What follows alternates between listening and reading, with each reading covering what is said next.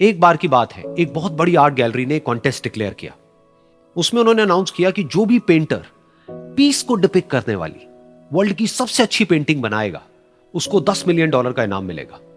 यह बात पूरी दुनिया में फैल गई और पूरी दुनिया से हजारों पेंटर्स ने अपनी अपनी पेंटिंग भेजी उस कॉन्टेस्ट में पार्टिसिपेट करने के लिए।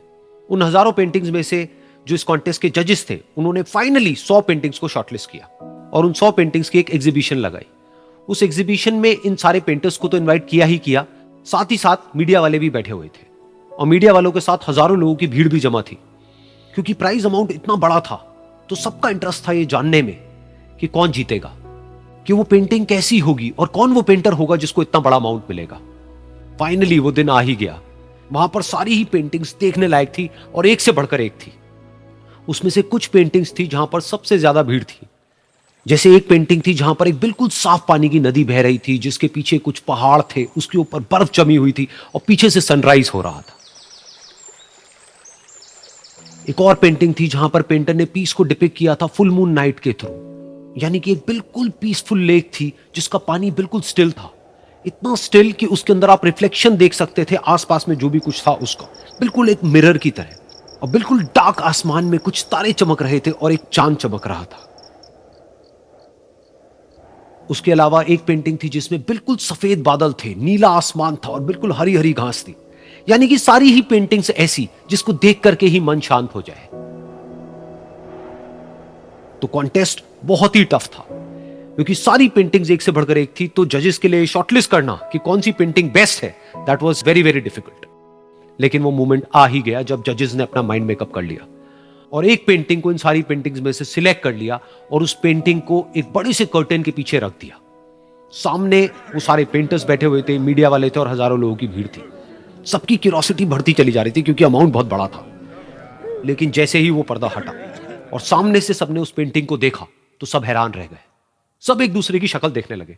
किसी को कुछ समझ नहीं आ रहा था कि एक्चुअल में हो क्या रहा है, क्योंकि वो पेंटिंग जो वहां पर दिख रही थी वो दूर दूर तक शांति को डिपिक्ट नहीं कर रही थी। तो सबको लगा कि शायद उस आर्ट गैलरी से कोई गलती हुई है या जजेस से कोई गलती हुई है और किसी गलत पेंटिंग को वहां पे रख दिया है। तो कुछ पेंटर्स एक साथ गए, जाकर के उस आर्ट गैलरी के ओनर से मिले और जाकर के उससे पूछा कि क्या ये कोई गलती है, गलती से कहीं कोई गलत पेंटिंग तो आपने वहां पे नहीं रख दी है। तो आर्ट गैलरी वाला थोड़ा सा मुस्कुराया और बोला, नहीं, ये पेंटिंग बिल्कुल ठीक है। जजेस ने इसी पेंटिंग को सिलेक्ट किया है और यही पेंटिंग आज की विनर है। सारे पेंटर्स ये जवाब सुन करके गुस्से से भर गए और सबने मिल करके रिवोल्ट कर दिया। और ये देख करके सारे मीडिया वाले अपनी अपनी जगह से खड़े हुए और भागते हुए गए उस आर्ट गैलरी के ओनर के पास में और अपने अपने माइक्स उनके मुंह के आगे कर दिए। तो अगेन वो आर्ट गैलरी का जो ओनर था वो हल्का सा मुस्कुराया और उसने कहा कि मुझे कुछ बोलने से पहले एक बार इस पेंटिंग को आप लोग ध्यान से देखिए, थोड़ा पास से देखिए, शायद आपको कुछ ऐसा नजर आए जो दूर से नजर नहीं आ रहा है। क्योंकि आप सबने एक चीज तो देख ली कि इस पेंटिंग में आंधी है, तूफान है, चारों तरफ सब कुछ तहस नहस हो रहा है, आसमान में बिजली कड़क रही है, काले बादल है, ये सब तो आपने देख लिया। लेकिन एक चीज नहीं देखी कि इस पेंटिंग में एक घर भी है। उस घर में एक छोटी सी खिड़की है जहां पर एक आदमी खड़ा हुआ है। ध्यान से जाकर के देखिए, वो जो आदमी खड़ा हुआ है और बाहर देख रहा है उस घर से, उसके चेहरे पर कोई डर नहीं है, बल्कि एक हल्की सी मुस्कान है, एक ठहराव है, एक सुकून है। और यही है शांति का असली मतलब।